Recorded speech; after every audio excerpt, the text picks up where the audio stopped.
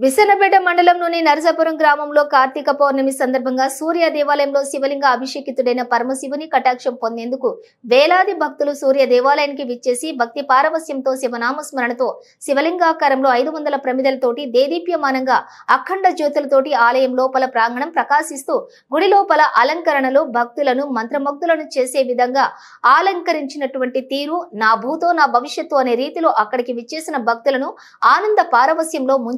ముంచెత్తిందని చెప్పాలి. ఆలయ నిర్మాణం నుండి ఆలయ నిర్వహణలో ఎక్కడా కూడా లోపించని విధంగా అంగరంగ వైభవంతో విరాజిల్లుతుంది అంటే అందుకు ముఖ్య కారణం కార్యనిర్వహణ బాధ్యతలను నిర్వహిస్తున్నటువంటి గొప్ప మహనీయుడు గోటేడి సుబ్రహ్మణ్యేశ్వర ఒక్కరే అని చెప్పడంలో ఏమాత్రం సందేహం లేదు.